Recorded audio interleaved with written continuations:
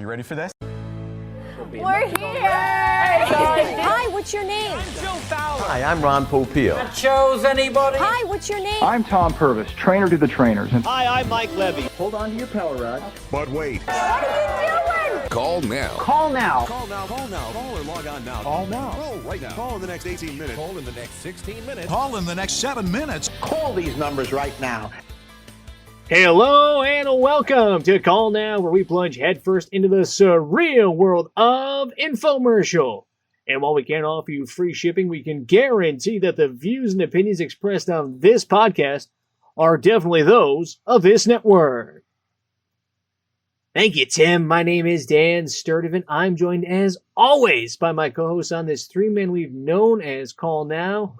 We've got the chairman and captain of the Arnold Morris fan club himself, Mark Pedrati. Hello, Mark. You son of a bitch. Oh! And hey, this guy only shoots on a Panasonic GH5, Dave Sandrini. Hey, Dave. You're just slipping out of the frame there. Hey, just make sure I'm perfectly centered. My face is crooked. My jowls are strong.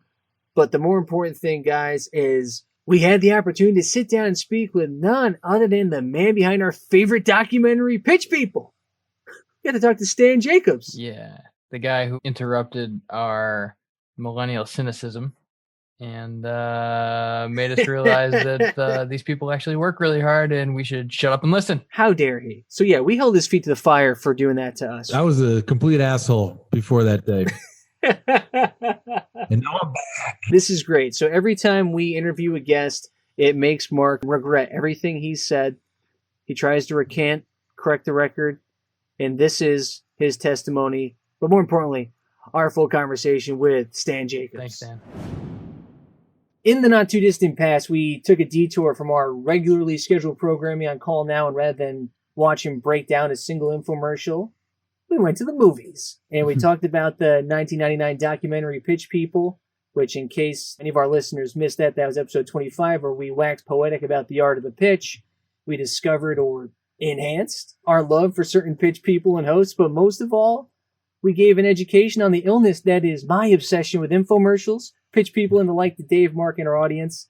And now today, we have the pleasure of speaking with someone who I suspect has, or at least had, a similar fascination with these people, products, and presentations. And joining us this evening is the man most responsible for this incredible documentary, Pitch People. He is the film's producer, director, and writer, Mr. Stan Jacobs. Stan, thank you so much for hanging out with us, and welcome to Call Now. Pleasure, guys. I'm just tickled that there's a podcast devoted to infomercials. Oh, man. Yeah. And this is what I was hoping. I was thinking about how we got down this path of being now, basically, I've poisoned Mark and Dave to also be obsessed with infomercials, which is, really one of my lifelong curiosities. Thanks, Dan. You're welcome. You're welcome for your part-time job, guys. But Stan, so curious about what led you down the path initially and what sparked your curiosity and your fascination to put in the obvious time, effort, and energy to put together Pitch People.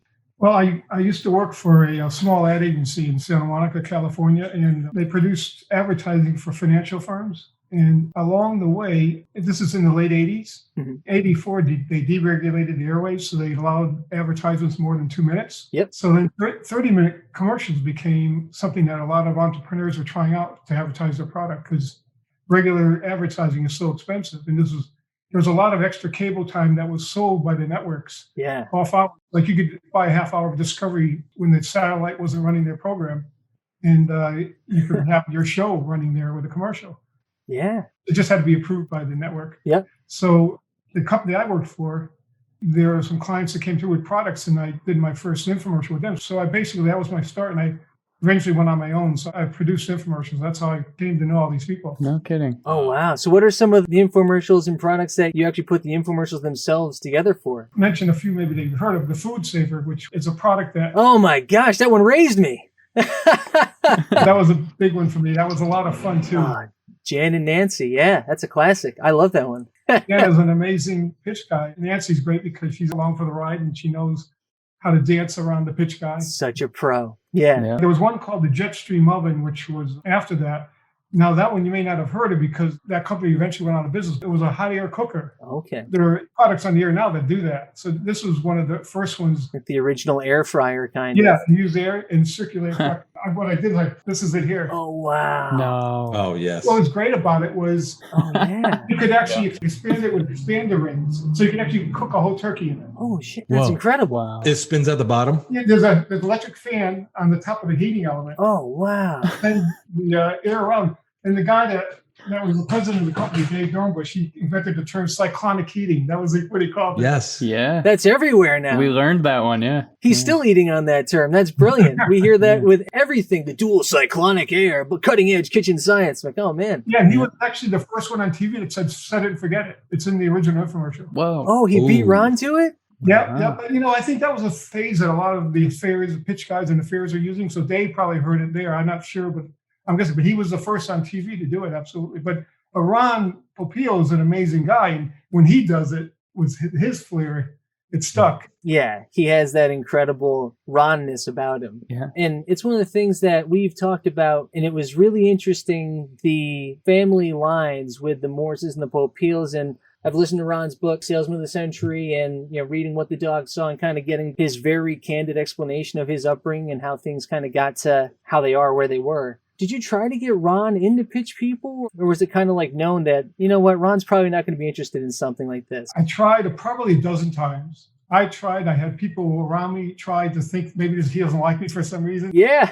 I think the bottom line was, at that time, he was pretty famous. If I was ABC News, he would have granted the interview immediately. Right. Because I'm a nobody, I feel your pain. he pretty much didn't think it was worth his time. Huh. We tried and tried. It's really weird because he was right over the hill there. He's not far from here. So Oh my gosh. Yeah, but you got him to sign off on something in it, right? Did his people ever look at it? Because it included his story. yeah, well, because his cousins told the story, basically. The Morrisons told the story. Right. Yeah. Mhm. And I did contact Seymour's wife. She was still alive, and she's the one that sent me the photo Oh of wow. Seymour Popeil when he was ill to illustrate that part of the story. Yeah. But I think Ron's sister eventually contacted me a couple years after the film had come out, and she was interested in it. Now that's really all I heard from them. I don't know if probably Ron's ever even seen it to this day because I would imagine he has a pretty big ego and he doesn't really have the time to deal with stuff. Yeah. Yeah. It's funny that it's so noticeable. It's a testament to the doc because it's so well done. And you're going, wait a minute, where's the Ron bit? You know what I mean? It's it's another Yeah. part of the story. Of course, we had to pray for the rights for the Weird Al song that's in there, Mr. Popeil. Oh, yeah. Oh yeah. Yeah, you can't get away without paying for that. But everything else in the documentary, if other people are talking about something that's not insulting the person, it's unsubstantiated claims, it's pretty much fair game. Yeah. Well, yeah, it was really interesting too, right? Where everyone basically spoke of Ron in fairly glowing terms, right? They're like, because it's one of those things where it's like, well, we're all playing the same game. We know this guy's the best at it. Like, we're not going to pretend that's not the truth. But like hearing Lester and Arnold talk about it, they both kind of had that like, it's too bad kind of thing, right? It's like, it's a little bit too bad that he doesn't feel like he's part of the fraternity that was so cool about hearing Jan Mueller and Joe Fowler and Nancy talk about we're all in this together. It's competitive to the point of like, well, yeah, we're all kind of doing the same thing, but at the same time, there's enough for everybody to eat. In like greatness, really respected greatness, and everyone knows the grind that it took to get there. Yeah. So I thought that picture was painted so well for how it all came through. It's funny, when I interviewed Arnold, I asked him, would you ever work for Ron? And he said, would I work for him? Never. And then years later, he appeared when he was pitching the knives for Ron. We just covered that one. Yeah. Yeah. The other side with his rotisserie. So, money always talks, and, everyone wants. That's so funny. Mark, I think you said exactly that. We recently covered that exact one, the Showtime 6-star plus knives. And Yeah. Mark, your comment was, I can't believe Arnold is wearing an apron that says Ronco on it. Yeah. Yeah. Hey, Stan, are you familiar with the movie Heat? The De Niro film? Yeah. Yeah, absolutely. There's a scene when Al Pacino and Robert De Niro are in their first movie together. It's a diner scene. That's right. That's how I felt. They never met each other, right? They never did. Yeah. And that's how we felt about it. We're like, Arnold and Ron, this is Heat. This is our He's Heat. eating popcorn like, it's happening. Yeah. I thought you were going to mention Glengarry Glen Ross. Of course, they give away knives if you get enough food. Yeah. Oh, yeah. That's right. Second place. And he teaches them AIDA, Yeah. Yeah. Yeah. Oh, Yeah. man. Yeah. Good callback. Funny. there, Stan. No, that's a great film, by the way. It's amazing. Mhm. That was a different kind of pitch. Those are guys that pitch over the phone to get people to sign up for stuff. Same kind of thing, though. Yeah. Yeah, that's a rough gig. Yeah. The cold calling sales gig. So it was one of the things I was also curious about in your background. Were you ever in like true gritty sales gigs at all at any point in your jobs before you kind of figured out that production was more where you were headed? Nothing like what those guys have been through. I mean, when I was a kid, I used to try to sell Christmas cards around the holidays, stuff like that. And I remember seeing black and white in the Saturday mornings. They would run these special shows. They weren't infomercials, but they were kind of industrials. They would like be a half-hour program about a company of bottled soda or whatever. Yeah. And I thought that was interesting that it wasn't a regular programming. So I was really interested in watching that because it wasn't Dick Van Dyke and the normal stuff you saw. Yeah. So I remember that. And I remember a commercial for the Salad Master, which was a cookware set. I must have seen it in the late 50s, early 60s. It was in black and white. yeah. And I'll never forget one of the parts of the pitch on TV, they take the pot and they bang it on the counter. It makes a racket, and that's what gets your attention, which is fun. So those are kind of in the back of my head, but I only studied really pitch, when I started working with these guys. I really didn't do it myself. I don't think I would been any good at it because I'm a pretty straightforward, not that they're dishonest. It's hard for me to twist the truth a little bit. And, they're great at doing that. Like, I'll never forget when Arnold was telling me when they sold the Morris metric slicer, some people would complain at the fairs that the vegetables would stick on the blade. It was a very simple metal blade. So the way they got around that was, well, here's a tip that we only share with our best customers. Take a little bit of olive oil and put it on the blade, and you'll have no problem. So it was a way they solved maybe a deficiency in the product. Oh, yeah. But it was a clever way to do it. Yeah. It's like all of them claim that this is the last one you're ever going to buy. And if that's not the case, then there is some dishonesty living within there. Yeah. Oh, yeah. I mean, these are people, they're at the fairs and they got to make their money so they can pay their rent when they go home and stuff. So they'll try almost anything. Again, I think they're not outright dishonest because that would come back and bite them. Right. When we were shooting it was at the Eastern States Exposition when I shot some of the film there. And I noticed there's a lady walking one of those Wonder Mops. It was broken. So I asked, what happened? She said, well, I bought this at the fair last year and it broke. So I'm bringing it back. So we mic'd her up. I wanted to see what would happen. Oh, wow. Because my approach to the film was show everything, the good and the bad, because this is what. Yeah. And when she walked up to the booth, they immediately gave her a new one. Yeah. There was no scam going on.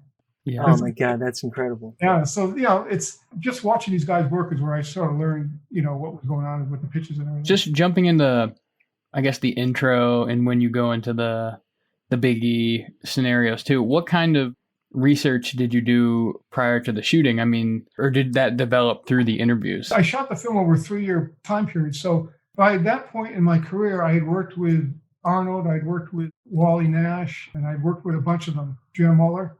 So I'd ask them, who were the guys you learned from? Yeah. Through all of them, they would tell me, well, the guy named Chet who's in the film, he taught Jan. He said, you'll see him at the Minnesota State Fair. Yeah. He was an amazing guy, too. And Oh, wow. and then, Arnold would tell me, Ruby Morris, his relative, would be at the Big E. And said, Ruby will never give you an interview. Well, he finally did. He did give me an interview. I kind of researched it by talking with them. And then I actually went to some archive stuff. And there was actually that old pitch that's in the very beginning of the film. That's from the National Archives. Someone went out and pitched that lady that was pitching their medicine. Oh, Yeah. incredible. Yeah. Yeah. I love that. That's actually footage from one of the fairies that she was out there. Wow. Yeah. That part's The great. Danny Kaye film that opens the film. He hits the three, there's like 7 areas that infomercial products hover around, it's like vanity, money, et cetera, weight loss. So he hits 3 of them in that opening dance. I thought it was an interesting way to open the film. Oh, wow. Danny Kaye talking about, do you need more money? Yeah. Are you losing your hair? So are you aware? Yeah. That's so funny. Exactly. What is the movie? Did we look that up? It's a quick clip in the beginning. I recognize Danny Kaye. That was it. The Inspector General. The film was in public domain. That's why I was able to use it. Oh, no Oh, kidding. that's fantastic. That's great. I was rewatching parts of it this morning and I was humming that to myself, with my daughter and stuff. She's looking at me funny. Don't worry about it. Trust me. This is okay. Daddy's stable.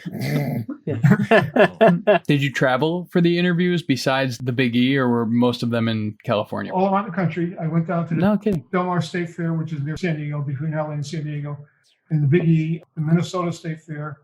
I went over to England, went to Petticoat Lane, where that's been a pitch place since medieval times, probably. So there were a lot of pitch guys there. And that's probably, there's maybe one or two others that I stopped at. Some of these shows, home shows they do also. There was one in London that we went to. We shot there. And Were you the interviewer the whole time as the filmmaker? Yeah. That's cool. And it's also half of it's on you to be asking the right questions too. So that's always a difficult role as a filmmaker and interviewing and producer and all that stuff. Yeah, the only exception to that was when the behind the scenes stuff, which is in the latter quarter of the film, where we show the making of several infomercials. Yeah. Those were all my productions, so I couldn't be there on the set. I told the camera crew and the sound guys, just go after whatever you need. And the cameraman on the Ed McMahon shoot was the one that did Ed's questions. Plus, I had a guy working with me at the time that knew what I wanted Ed to talk about. So he also asked Ed the questions. So they filled in for me for that. Wow. That bit, yeah. I mean, my favorite scene in the movies, Arnold and Nancy. When he doesn't cut through it first. But the camera work on that one is like, should I even be here? Like, this camera is just kind of floating there. And it's like, oh man, I might be looking at something that might just go down right now. And it was phenomenal, obviously, the crescendo of the whole thing. But it's kind of a cool technique you had in that one. Yeah. That was John Armstrong. John was a great shooter. And he went on to, I think, I've lost track of him, but I know he was doing some of the Amazing Races and stuff like that after years later. Cool. Oh. That makes sense. It's funny, I didn't know that moment existed until I was in the editing room. And the voice you hear, when Arnold says he can't cut through the bone, he says, well, why are we doing it? That was me. I was off camera. Oh, But I'm producing the show. Oh, it's too funny. Doing my job, but I kind of forget the cameras are there because I have a client and I've got to, produce the show.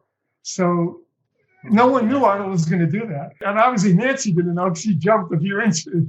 Oh my gosh, when he just hacks through it. Yeah, that was terrifying. And the other funny thing too, watching that Nancy and just her persona and her credibility, she plays it perfectly, right? It doesn't cut through and she goes, oh, it cut right through that bone. And I'm like, oh wow, it cut through the bone. Like, I'm just like, my eyes see that it didn't cut through, but I heard Nancy say it. So I'm blaming myself. I'm like, oh, I must not be able to see that it cut through it. And then they stop and talk about it and they're like repositioning the meat. And I was like, oh, she's so good. I'm such a sucker. That's great. Like, I trust Nancy over your eyes any day, Dan. Right? Yeah, you'd be a fool not to. One of the things with the knife pitches you probably know is they cut a box of frozen peas. They'll cut through that.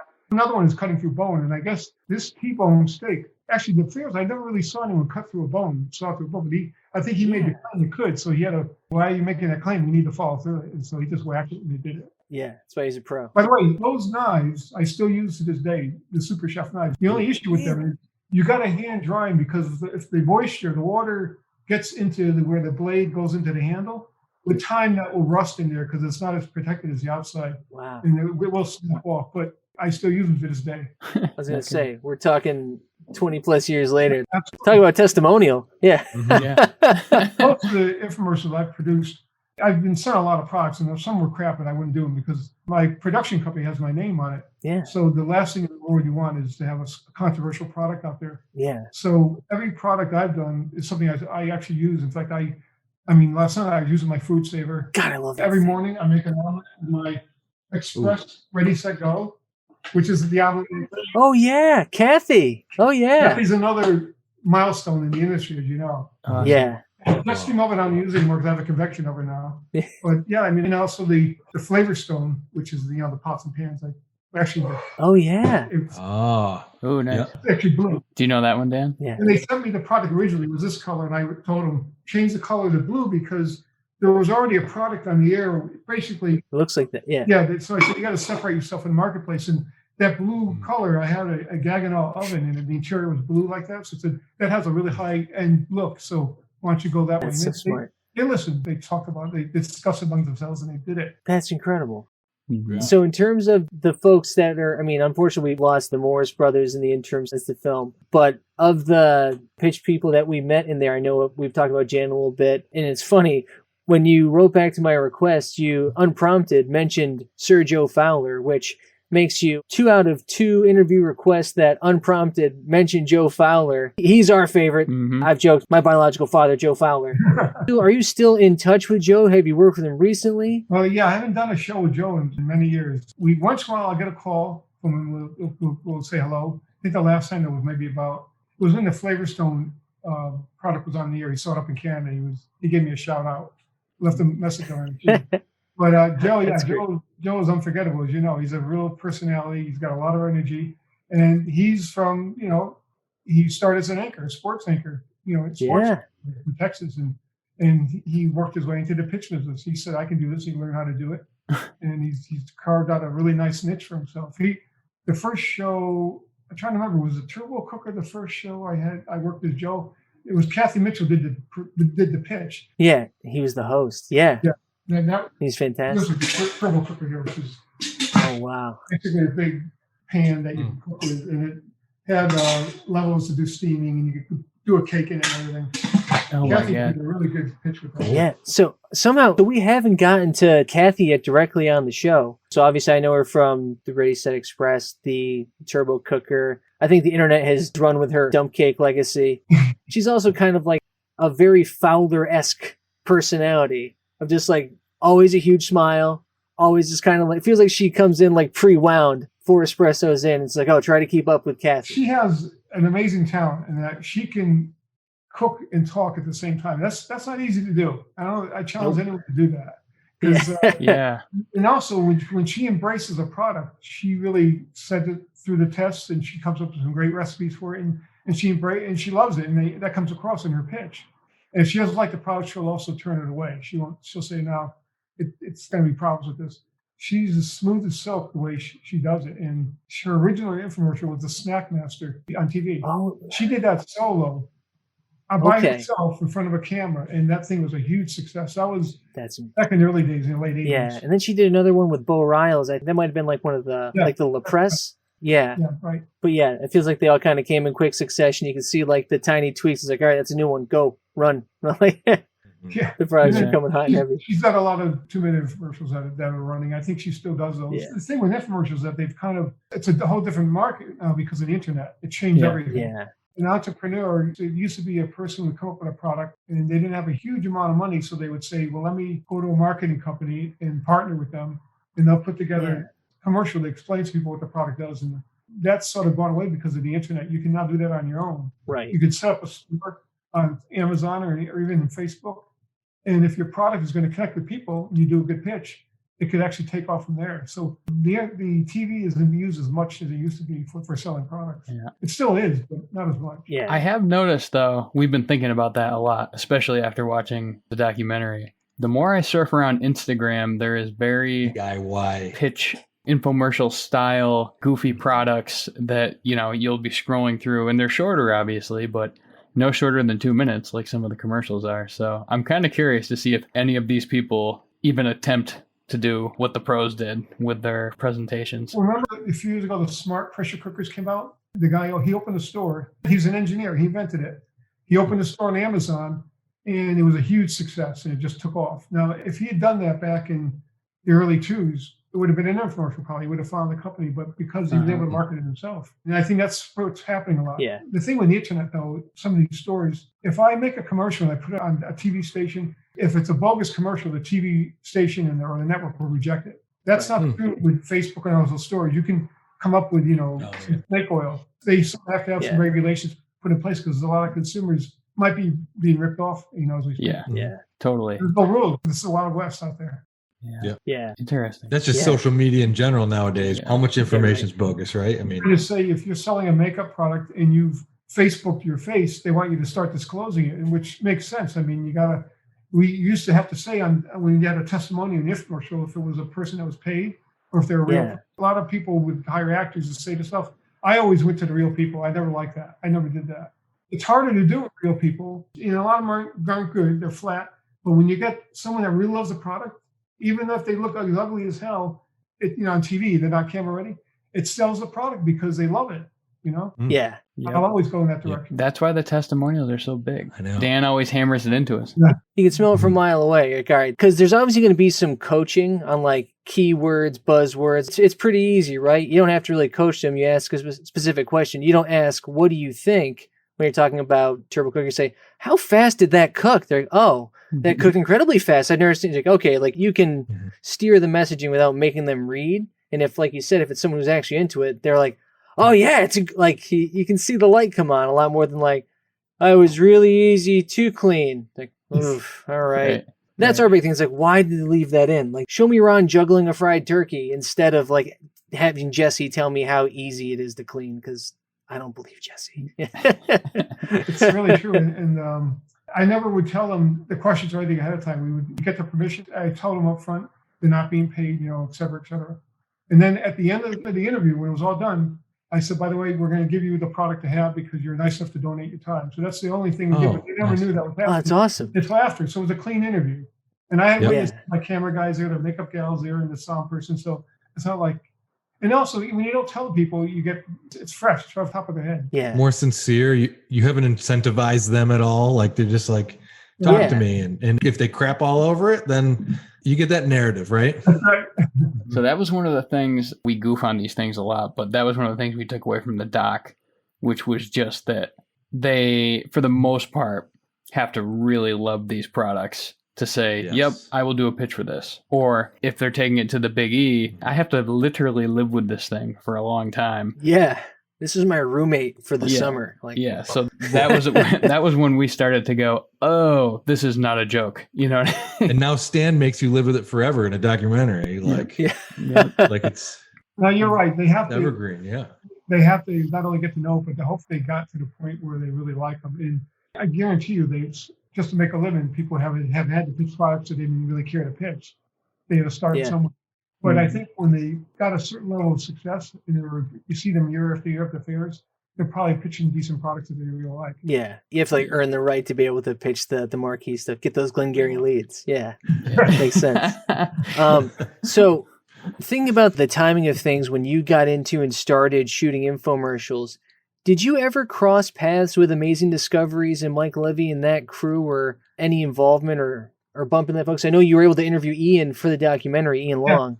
Like, to us, it feels like there's an Amazing Discoveries universe and like the way that Levy did infomercials that had to have influenced a ton of stuff. And we are enamored with all of that as well. Yeah, his was a different approach. And again, it was valid because a lot of his shows were big successes. Even at that time, he was kind of a competitor. I mean, I produced shows, he produced shows with his partner, and there were others. There may be in the industry at that time, there probably, I would say, maybe a dozen top producers out there. And so the only time I crossed paths with Mike was Quantum Marketing, which was one of the companies that produced infomercials. They were out of Philadelphia, actually north of Philadelphia. And they National Media was another company that Mike Levy did his shows with. Yeah. Those two companies had to come together because I think financially National Media got some trouble. So Mike Levy was producing shows for a gentleman that was running the companies. And I was scheduled to have a meeting with this gentleman because he ran the company that I was working for as well as Mike. So when I was going in, Mike was going out. So it's the only time we crossed paths. Literally crossed paths. He's a really nice guy, but he kind of gave me a look because he knew who I was. Yeah, you're on his corner. Yeah. He had a better sweater than you, I bet.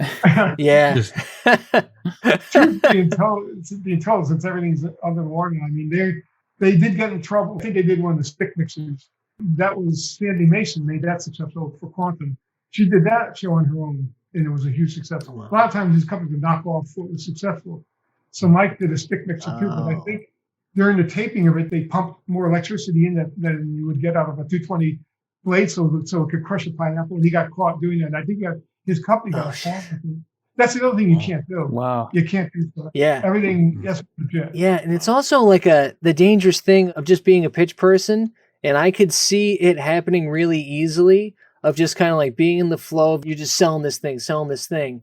And then like with some of the pressure cookers, right, where like some of them like blew up and burnt people, and like Eric Thies, the pitch man, is named in the court documents because he said that it is 100% safe. And it's like, oh shit, like I'm watching this as entertainment and there's also sales going on, but it's like, oh yeah, no, like you're actually can be held legally liable for what comes out of your mouth talking about these products, and whether it's that where you're intentionally juicing something or like that where you're overstating by 5-10% what the truth is to really try and emphasize a point.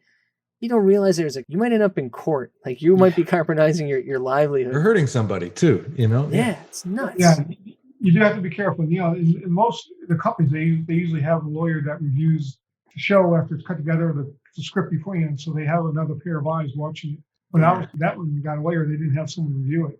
But you got to be careful. Absolutely. Yeah. And it seems like you've been very focused in the kitchen products and gadgets and stuff. Have you ever produced any infomercials that have branched outside of that, either into more of like the home improvement side of things or the health and fitness stuff? I've done, before there was My Pillow, I did the Sobakawa pillow. That was a household. I remember. Oh, yeah. Yeah. Very, very successful. But the company got in trouble with another product they had that had a defect, and so they went under, unfortunately. Bummer. And then I've done health and fitness. I did Walk Away to Pounds with Leslie Sanson. She was a QVC Oh, yeah. person. And she did yeah. everything in it. We did about a string of 3 or 4 with her that were pretty successful.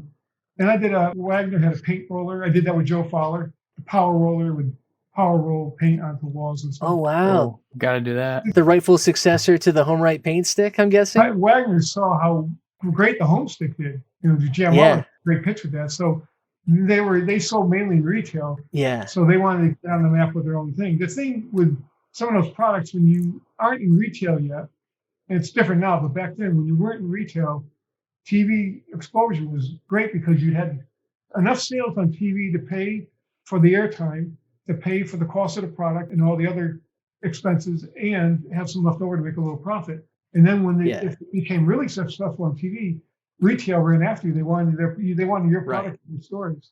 So it was a great thing. With Wagner, when you do a show, customers know they're already in stores, but it does educate them to go to the store and buy it. So there is benefit. And that's a lot of the infomercials on the air now are mainly to support actually online sales and some retail sales. Yeah. I'm sorry I didn't buy it online, but this room, Wagner. That's it. I did it. Is it the power roller? It's like the paint stick. Yeah, it was the same technology. It cleaned out really good. I can testimonial that thing. Real testimonial from real people just like you. Give me a microphone. Oh, right here. A little bit closer. Yeah, but you didn't do that whole wall in under 60 seconds. I can guarantee that. Jan did. So No. Jan did. You did. Jan also, we did work for Hoover. It was the Dirt Finder, which was, it had a little light on the vacuum cleaner. So when it would tell you when the carpet was actually clean enough. It had a little sensor. Oh, wow. It was less dirt coming up. It would go green. Oh, that's awesome. There's a Joe Fowler sequence in that one I'm sure you will love. He wanted to create the dirtiest carpet in the world. So we put a carpet on a car and he drove it through the valley for like a half hour. They came back with Matty President. He comes in the studio. Here it is, Matty, the dirtiest carpet in the world. I'm gonna clean it now, Matty. God, that guy is good. So he's amazing. How do you go about collaborating on producing one of these things? Does Joe or whomever come to you and say, I got 3 ideas. We drag a car to the desert, we do that. And then you go, well, no, we got to do the testimonials too. I mean, how does it go from... You got to do the juice, you got to do the bowling ball. Yeah. How does it go from the pitchman's idea to sort of, okay, we got to make this a 30-minute thing? You know, that's a lot. 30 minutes is a long time. Yeah. It was either the entrepreneur with the product or the marketing company. So you have to meet with them first. Mm-hmm. And like I know Dave Dornbush with the Jetstream Oven. I worked for a company at the time, but he was new to the whole game. And so in some ways that was good because he was kind of all over the place. So he actually listened, and you work together with them. These people have great ideas, so you write it all down.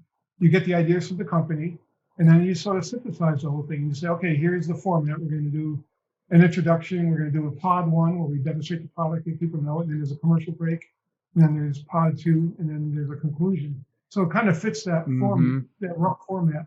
And I usually, when I shot the show, I shot 4 camera. And when I worked for FMS at the ad agency, that's when I first learned how to shoot live TV. Because I went to film school. I knew nothing about TV. TV was like the vast wasteland. It was like, oh, you look on the TV. So I wanted not only working in TV, but to learn the lowest form of advertising, infomercials. But listen, it was images, it was audio, and it was still exciting to me. And it was equipment, it was learning, it was working with other people. It was editing, it was camera work. And, and I learned, and every time I worked in this stuff, I always would try to push the envelope. When we used to do a kitchen show, we used to shoot on a mirror above the counter, like any PBS cooking show. There'd be a mirror. So camera would shoot up the mirror, so the mirror could see the food. There was no such thing as a jib in those days. We said that about The Great Walk. We were wondering how they did that. The one with Arnold and Wally Nash. I think we were like, was there a jib in there? But it's a mirror. Holy shit. Not The Great Walk. They had a mirror. So what you have to do with that, you have to take that image and flip it. So it has to go through Oh, there's this thing called the ADO in the board, the video board. But when Yeah. you do that, it goes down a generation, so it looks a tiny bit softer Yeah. than the rest. So I never liked that. So my first kitchen show was with Lester Morris. It was a multi-level steam cooker, and he said, "You got to set up a mirror. That's how you do it, Stan. That's how they do commercials." So at that time at the studio where I shot, there was a guy named Dave Eastwood, and he had just bought a jib, a Jimmy jib. They just had come out.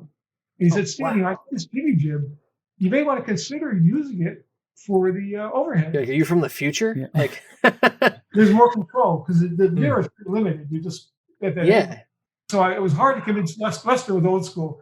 Hey, you can't do that. You got to have a mirror. So I said, we'll set up both. Lester. We'll put the mirror and we'll put the jib. Of course, Yeah. You can have your mirror. so Okay. that was the first time a jib was used in a kitchen Oh, show. wow. That infomercial, and of course it went on from there. Dave, he shot the Academy Awards for probably a good 20 years. He was the city wow. camera. Whoa, incredible. He did all the Nice. city camera. He's not now. He's older like I am, so he probably can't take the thing on his back. But Yeah. A lot. Dave was an Yeah. amazing talent. I mean, I was lucky enough to work with people like that, with the rich were, so it's kind of a combination. Everyone gets together with ideas, and because the producer, you say, okay, let's go with this, and you sort of That's guide awesome. it, basically. Yeah, to piggyback Yeah. on that, are these people that are working on kind of a little bit of everything, infomercial, commercial, film, because most of it's in California, right? Well, I mean, they're shot all over the country, but a lot of it is shot out here. Yeah. Yeah. I mean, not always. So a lot of times, like when I used to shoot at the TV stores, shows,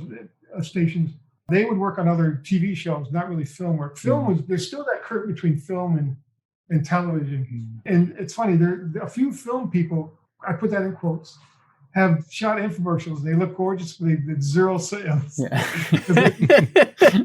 I've had so many of them tell me, God, it's so tacky that guy looks to the camera and he sells that product. There's a more elegant way of doing it. But that's what people Sure.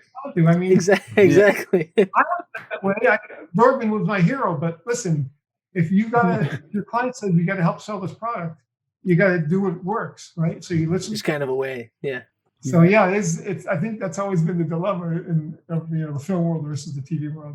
That's really I funny. think we're just asking why on all these things, and you've given us half of our whys that we've asked. Yeah. But I want to go back to Pitch People for a second. Did you have a budget in mind for this thing? Did you know what it was going to be? Did you have a timeline that you wanted to get done? And most importantly, did this thing even have life until? Because you're the editor of it. Did it even have life until you started putting it together? Because it's fascinating that you were involved with really the entire thing. And I know some of these projects can be well, what the hell is this thing? Until you really start putting it together. No, you're absolutely right. I knew I wanted to make a film. I thought these guys had never been documented in a formal way. So I thought it's capturing a bit of history. And I just kind of rolled along and just shot. I did have a rough idea of what I wanted to do, but it really wasn't until I got all the footage together and I just went through all of it that I started piecing together the story. And it turned out to be the story of the Morrises. That was the one part of it because it was an interesting story. And then the other part was how are the infomercials made? It go behind the scenes and sort of follow how it put together. The history also was always going to be in the film because I knew talking a little bit about the history of the pitch would be a good idea. I mean, it doesn't include every single person. Like Kathy Mitchell's not in the film, which is a big regret in myself. And Billy Mays isn't in there. I almost was going to do an interview with him, but I got to the point where I'm getting so much footage. But at least it captured one slice of the industry. I think that was the whole purpose of it. And it gives people a good idea of. Someone said at the Mill Valley Film Festival, one lady that saw it. By the way, I couldn't believe it. It was an audience full of people and they all loved it. And this lady said, this is the first time someone is giving us due for what we do. What we do is she's a pitch person. Yeah. She said, what we do is very hard work. And you actually told an honest story. I really appreciate it. And that was it wasn't that I set out to do that, but that's what emerged out of everything. Because that's at the end of the day, they're all hardworking people with talent. Yeah. They definitely have talent. There's no doubt there. Yeah, I think one of our favorites from the documentary was Jerry Mascuzio. Yeah. And I love that you left in one full run of his pitch. It's 3.5, 4 minutes before it starts them going, ma'am, no, hey, don't let her walk away. Bring her back here. I didn't walk away when you came up. Now, folks, look over here. It's just oh my God. I've rewatched just that 4 minutes hundreds of times. One, because I use my time wisely. And two, because it's just so captivating of this is how you do it. Like, this is everything that they talked about from AIDA to any way that you're going to want to try to mature this or try to develop it further. It's like, no, this is how you hook people in. This is how you hit every beat. And then this is how you ask for the money. This is how you do it. Mm-hmm. It's like, man, that guy was incredible. And it also made me think, like, was there any bitterness among the guys like that who are just incredible people who were obviously the road warriors versus the ones who graduated up? It's like any industry. There's people like other people. Some people don't like them. You know, and I think the bottom line with that industry is that if you rip someone off, then you're on a bad list. And I think, which is, you know, it's a good code to have because you don't want to deal with people that rip you off. And I think if someone was ripped off by someone else, they steer away from it, they do their own thing. So I think that's, you know, that's why they all gravitate their own different spheres. I think that's the code. Mm-hmm. Yeah. But the thing with Jerry's picture you might find interesting is, you know, the documentary was just shot with one camera, but because these guys know their pitch so well, we shot it 3 or 4 times to get all the different angles. It's the same. Get out of here! That's awesome. Pitch thing down like 4 times. Wow. Yeah, that's what's great about these. Wow. How good he is. Yeah. That's so. So if you look funny. carefully, a couple of the audience members do change. I didn't pick up on that. Oh, that's great. Yeah. I can't wait to check that again. Yeah. You can see it. Check the tape. You made it look quadruple the budget, is what you're trying to say. Yeah. But Yeah, right. four It was shooters. shot on film, Super 16, and actually what I'm doing now is I'm going to do a 4K restoration of the film. We're going to retransfer the interpositive, and it's never been on any of the streaming services. I'm going to try to see if there's any interest, because it's kind of a good document for the 1990s, early 2000s, and a lot of people get a kick out of it. So we're going to remaster it this year. Hopefully by the end of the year, we'll get it back out there. I'm anxious to see what the footage looks like, because with digital technology now, it's amazing what you can clean up in the footage. Yeah. So the interview with the British guy, Matheson, that I did in England, he was an old pitch guy. When I brought that footage back from England, it got zapped in the X-ray machine. It was a new X-ray they came out with because of the terrorism. So it had green flashes on it. You can still see them there. Now there's digital technology, we can eliminate that. Oh I wow! didn't pick up on Harry that. Matheson, he was amazing. Harry just told it like it was. You know, Pope Pio was the best, but he made fun of him as the same. Yeah. Yeah. That's now a recurring gag on our shows. We can't listen to Ron without hearing that. Yeah. But I mean, I just love these guys. They just tell it as it is. I mean, there's no political correctness with these people. Yeah. Yeah, right? Just get the money. That's it. That's so funny. You mentioned Billy Mays briefly before, and talking about kind of like the production angle of things. Did you ever see the show that he and Anthony Sullivan had that ran for a couple years, Pitchmen? Yeah, it was very interesting show. And the only issue with it, because it was the same thing, if you run out of interesting products, then you're going to run out of a show. And I think that's what eventually happened, because let's put it on the air, let's see how it does, and they would show the end result. Mm-hmm. But yeah, it's Anthony called me that way back then. He was pitching himself to being in a show. And I threw him out there in front of a couple of clients, but they always went with someone else. But he's a good pitch guy for sure. Anthony's definitely very good. And Billy was a good character. Yeah. Did you ever work with Billy at all? No, almost, but didn't get to. But I knew his whole story of when he pitched that cleaning product for that company in Colorado and put them on basically. And then, the rest is history. Yeah.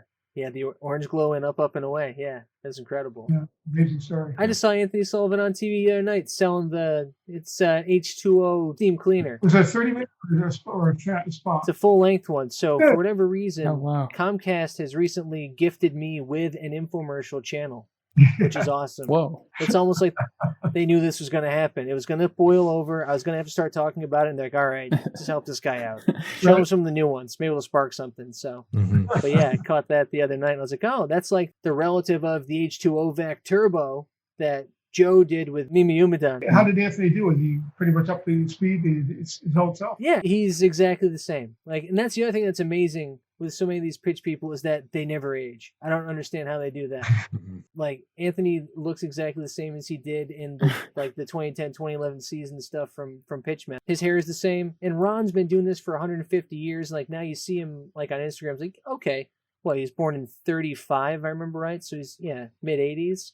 But the stuff from the early, his incredible invention stuff with the dehydrator up through the Showtime 6-star series knives, it's like, you can put those side by side and it's like... He didn't look tired. That's right. No. Wow. Stan, what are you working on now? I know you talked about restoring pitch people the film. I see an editing station behind you. I think those are hard drives. Like, what's happening in your world? The last year, pretty much everything slowed down because nothing was really going on. So there. Really? I noticed.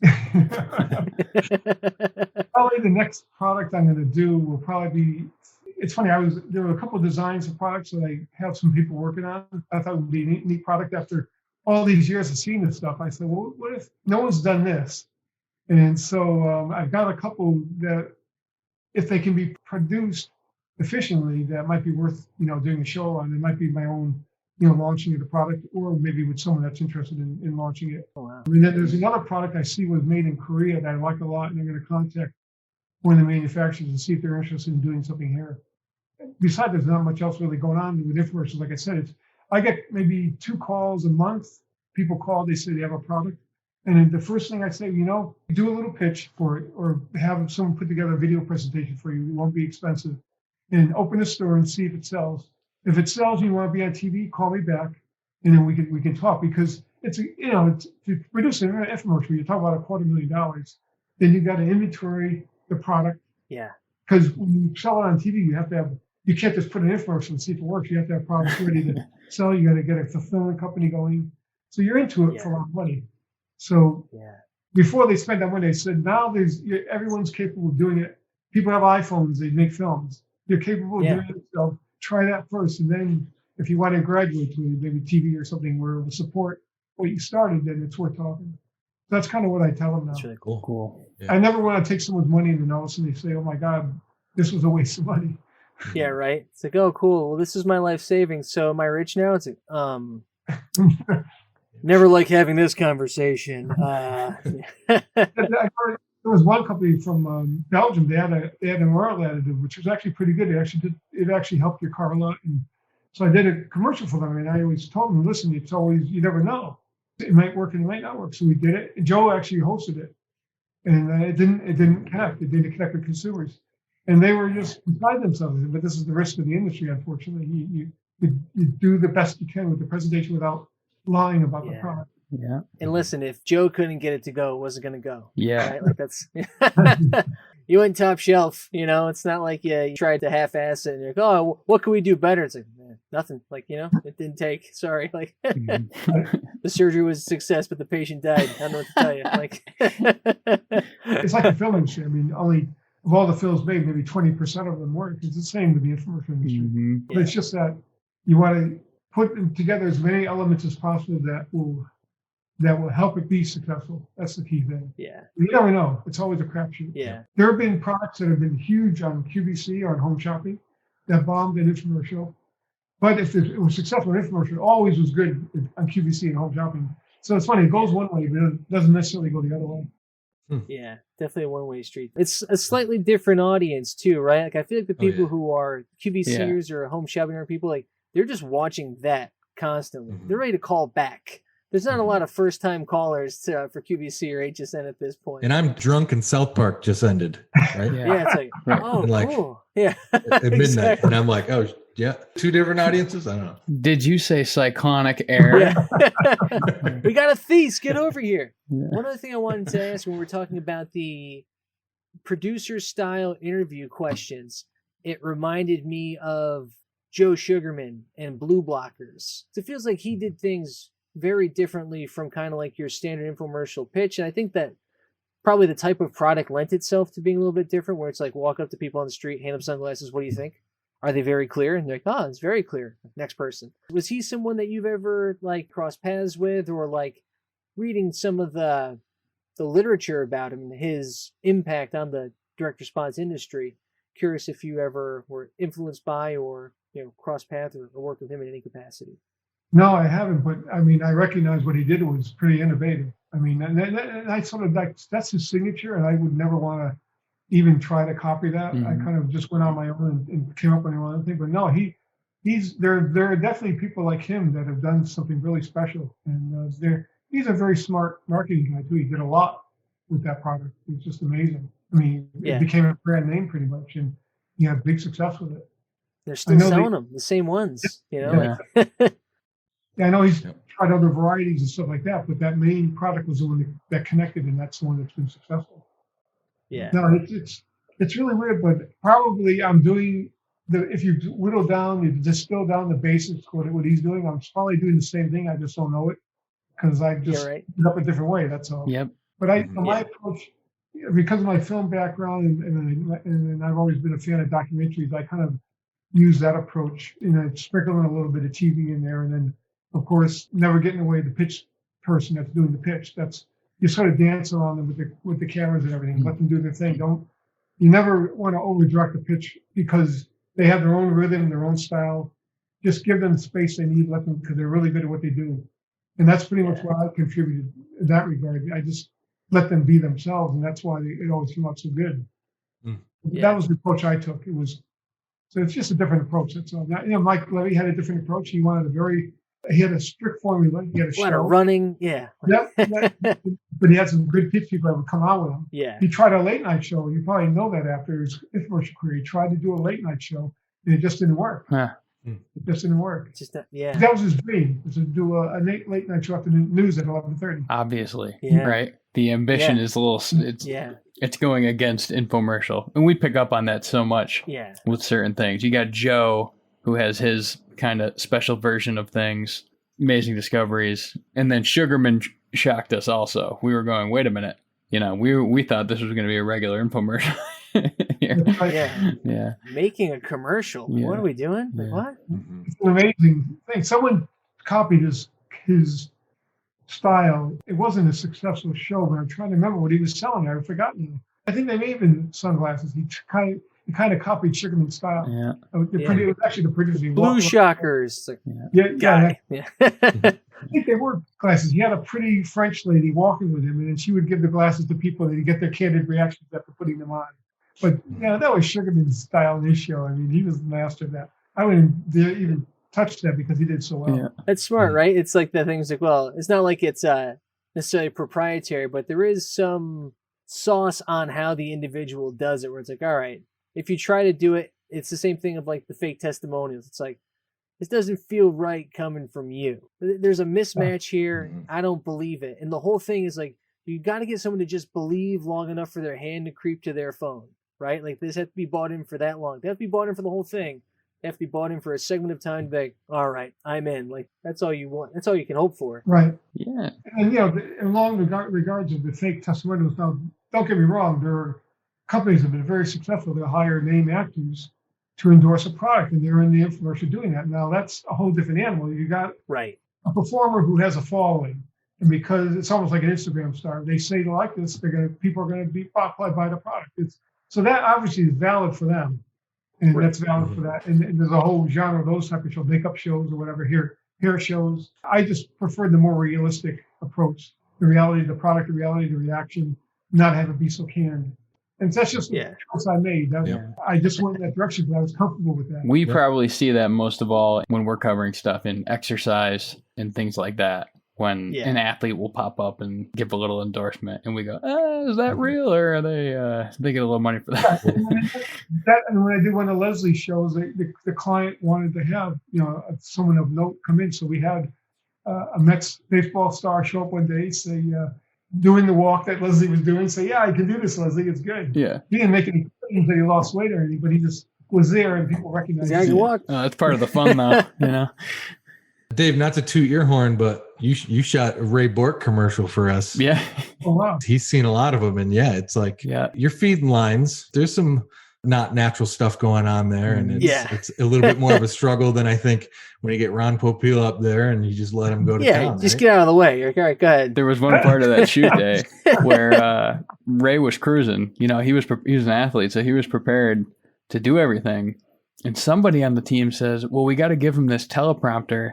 He's like, "We got this bit that the company wants to hear."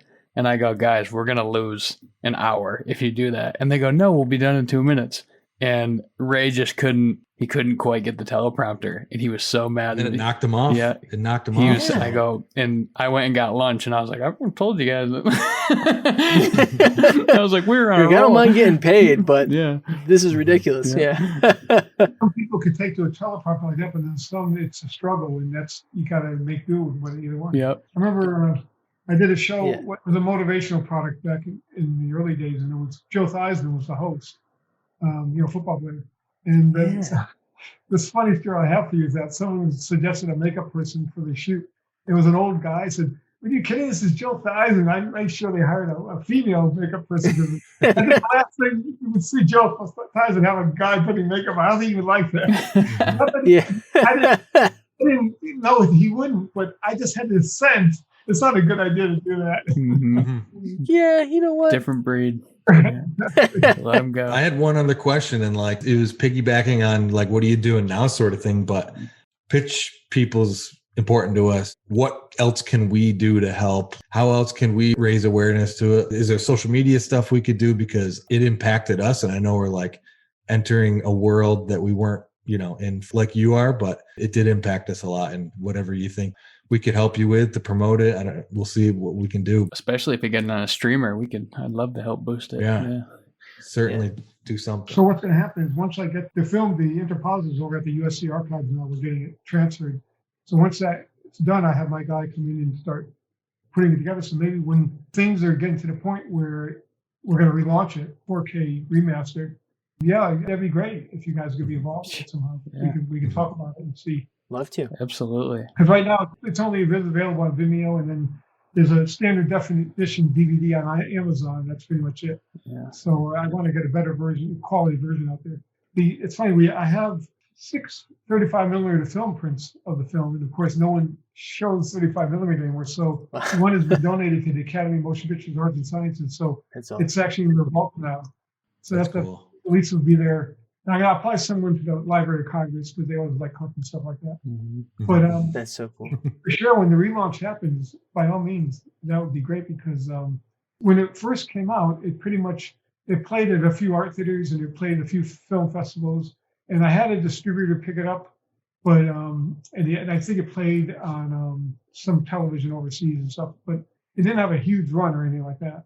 So this might be an opportunity to get it out there in a big way. Yeah, well, we definitely stumbled across it, and Dan had seen it first. I saw it second, and I just started texting all these guys, and I go, Dan, this is, we were doing it as research sort of, right. Or I certainly was.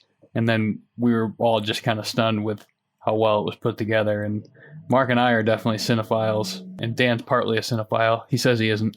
I'm adopted. Yeah. I fake it. I sell it. But we were... We were just loving it. We were like, this is great. So Sincerely, we loved it. Thank you for your work. Oh, cool. That's great to hear. No, thank you so much, Stan, for the generosity of your time, for hanging out with us for a while. So yeah, look forward to that moving on to streaming service. It's funny, when we were talking about before, I was like, I wonder if infomercials themselves could ever move on to a streaming service. Like, I mean, that's the thing, right? I know I would watch it, but then again, these are my problems. I'm not trying to bring you guys down with me any farther, but I was like, oh man, if they just had the Jan Muller collection on Amazon for like $80, like, yeah, I'll buy it all. Like, let me get every Jan infomercial. I'm buying the Arnold one. Yeah. It actually has happened. We just didn't notice it. What happened was Goop has a show on Netflix. That's an infomercial, basically, right? Yeah. Oh yeah. Yeah. Oh yeah. Yep. That's Yeah. I mean, it's a lifestyle. Of course, that's her whole thing, but it's just a different way of marketing now. But Yep. Yeah. No when doubt. streaming starts maturing and they need to have channels that make money, you never know. The paid advertising could come back, and they would be wanting to, stream stuff like that. Yeah. And it'd be a free part of the Yeah. service. Yeah. obviously. Yeah. We'll all be ready. Yeah. All of Yeah. us. We're more than ready. Right now, Hulu and HBO Max have an ad-supported version. Now it's just Fox, but the ads are starting to creep in there now. So who knows what will develop? Oh man. Yeah, that's interesting. If it ever branches out to an infomercial channel, you guys might never see me again. I don't know. That might be an issue. But yeah, Stan, I can't believe that you were so closely related to my first great bit as a kid was bastardizing Jan's second servings thing from the Food Saver. So we're coming home from dinner out, and awkward silence in the car, and I start doing the mouth with the clamshell container, second servings of love. And it's the first time I got the whole car to laugh. It's the first time I thought I was funny, and I can't believe I'm talking to one of the architects who helped set that up and was working with Jan and Nancy. So listen. So Stan, what I'm trying to say is this is your fault, okay? With Jan Muller, I take full responsibility. Yeah. Awesome. Oh man. Well, thank you again, Stan. This was great. Look forward to staying in touch, and You know, we got to get to kind of your full infomercial bibliography so we can make sure that if we ever come across, we're going to try and poke holes in any of your work that we can. Probably want to know what that one is, right? What that product is. That was one of the early Fresh Savers. Oh, the Fresh Oh. Saver. Wow. Yeah, with the handheld unit Oh, with the bag, yeah. that you put, Man, Mhm. yeah. bottle of water. You want to take the air out? Yeah, you pull the air out of. Oh, my Yeah. God. Wow. Come on. Your office is like my favorite place. That's incredible. Yeah. I'm like, I can see all the Dan stuff. started his collection, so Oh, he'll cool. try to catch up to you. Yeah. You know what I'll Yeah. do? Yeah, is the day I don't have space for it anymore. I will send you. I have an original, and maybe you have one already. I shouldn't put my foot in front of my mouth here, but if you don't have one, I'll send you one of the original rotisseries that Lester Morris pitched. Oh, my God. Whoa. That would be amazing. You can't say no to that. Incredible. Dan. It still works. Yeah. Still works. Oh, wow. Yeah, that's, Wow. Oh, that would be incredible.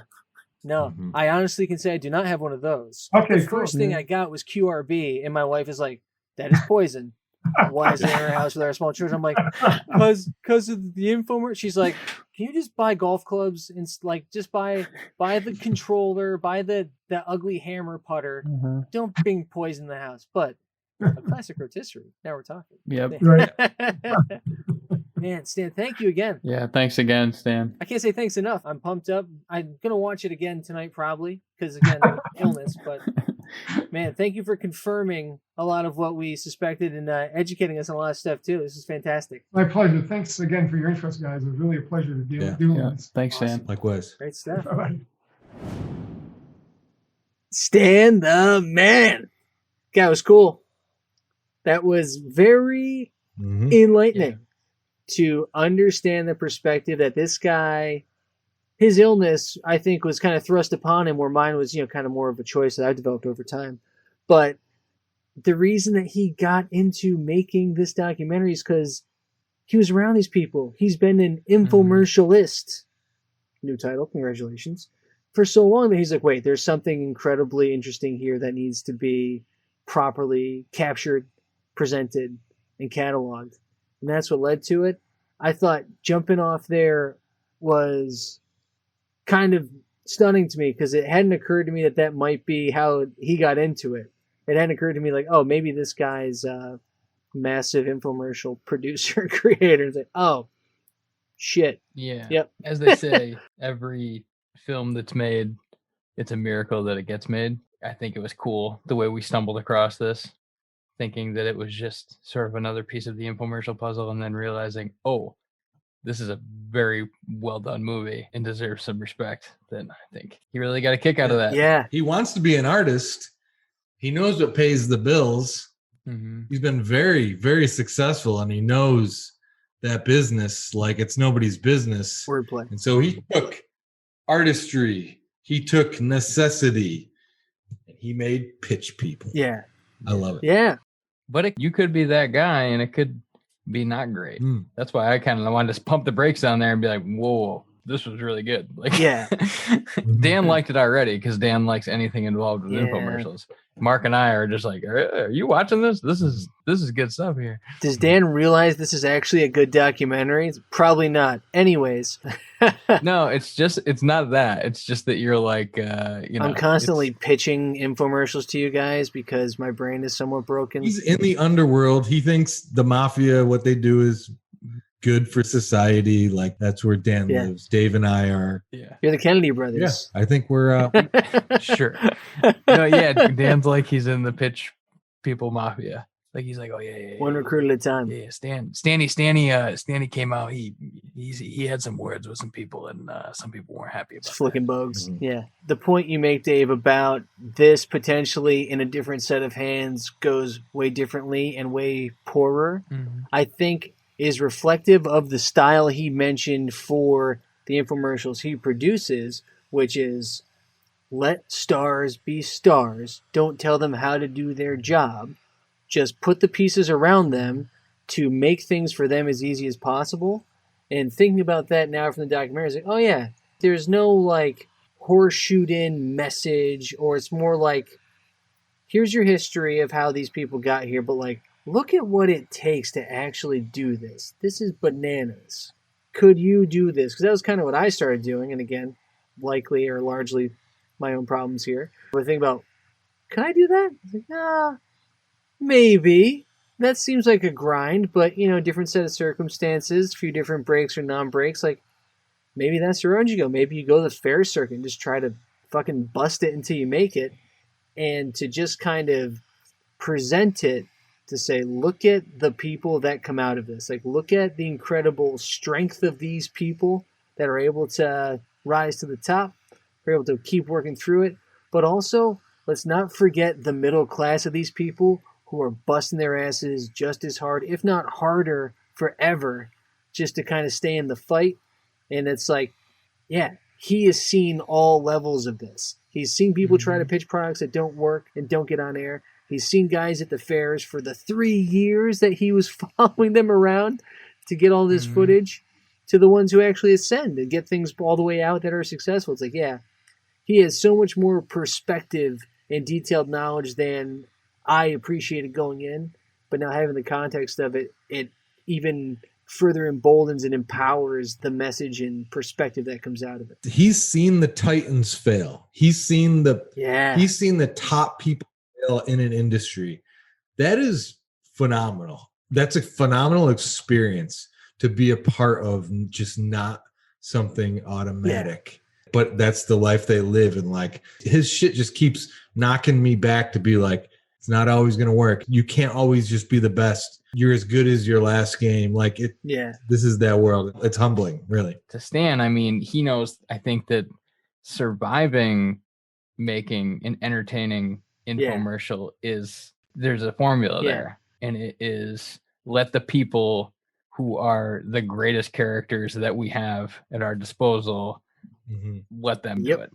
You know what I mean? The client's going to throw some things at us. I'm going to do what I do, but like, basically, like, nobody's going to do it better than them, So he's Steve Nash? Yeah. There's a coach aspect to it, don't you think? Like, he said producer. Like, remember, I always ask him, like, who's in charge of this shit? And of course, the answer is Stan's in charge. Stan's in charge. The clients, the marketing team is in charge, and the pitch person is in charge. You know what I mean? Balance. And that's a strange marriage right there, that's why we're where we are. Yeah. And it's also like the Warren Buffett line, which is hire well, manage little, right? Where it's like you're bringing in, and he talked about one of the products that didn't make it. It's like he had Joe out there pitching it. We joked, well, then it was never going to go, right? Like, you got the best in the world to do this. Like, he said, he's like, even this is tough sledding, right? He said, 20% probably are the ones that are actually hits. Not that just make it on air, but that make it on air and then recoup and actually generate revenue. It's like, a lot of it's a zero-sum game at best. So to be on that other side, it's like, well, you want to trust somebody with that type of credibility who's been like, I've been in all these wars. I've done all these things. I've been doing this since the early 80s. If you'd like to sell some shit, I know you're right. And I love the stuff he mentioned about filmmakers who have lowered their standards to make infomercials, and the infomercials being shit. Because he's like, there's a reason they're done this way. Like, and that was one of the things that we've always kind of suspected. It's like, well, there's a reason that this happens this way. Like, this is, it's not just if it ain't broke, don't fix it. It's also, there's some specific logic and methodology to this madness, which is saying, if you want to really prompt action, it can't just be beautiful, because just beautiful can just be enjoyed passively. This isn't passive engagement you're trying to solicit. You need active engagement. So you have to come at people. You have to force them to move, which is a totally different sport. And it's very different from really any other type of long form presentation that you're going to be putting on film. Yeah.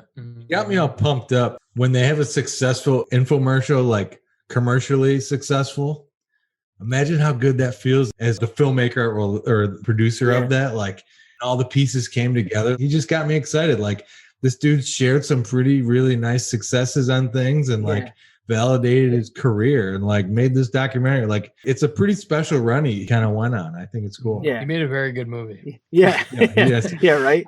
Like, first and foremost, that's not easy to do. Did we learn a lesson here? Is it that we should let the talent do the talking? Nah. Nah, we're good. It's more fun this way. It's more fun if we can keep digging ourselves some holes than trying to crawl back out of them one at a time and talk to the people. Just keep throwing fruit. Yeah, exactly. It's like, no. Let's shit on these people and then talk to them and apologize about it. But, I mean, the record shows we were incredibly and rightly complimentary of Pitch People from the start, which is good. We're on the right side of history there all the way. And Joe Fowler. Oh, yeah. Team Joe. We're pro Joe. All day, every day, twice on Sundays, especially if you're using H2O-Vac. I love the Joe Fowler dirty carpet thing. That's so funny. We should ask him if he bought lunch, but yeah. I bet you he thought of like more fucked up stuff to do the carpet. Can't even go there.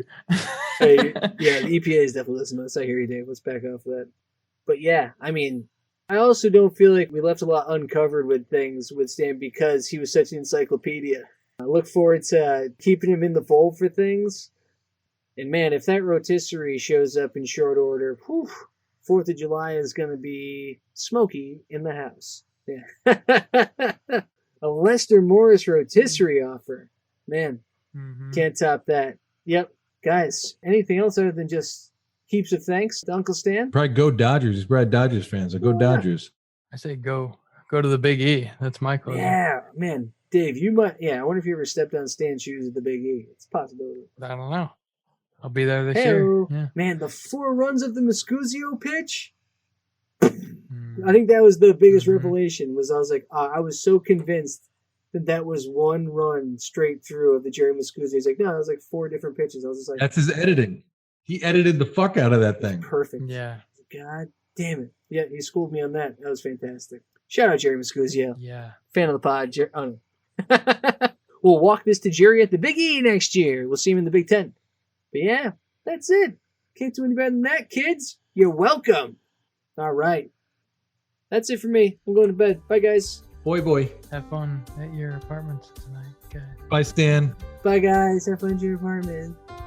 Thank you all for tuning in. Please don't forget to subscribe, like, or follow on your preferred podcast medium. And for all things Call Now, visit callnowpodcast.com.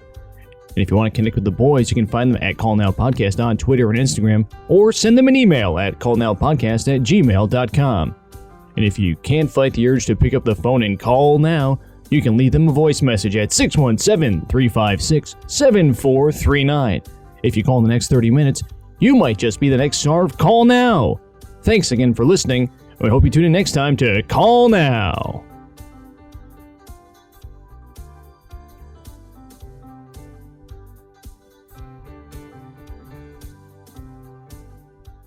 Thank you for listening. This has been a B+ effort. We'll try harder next time.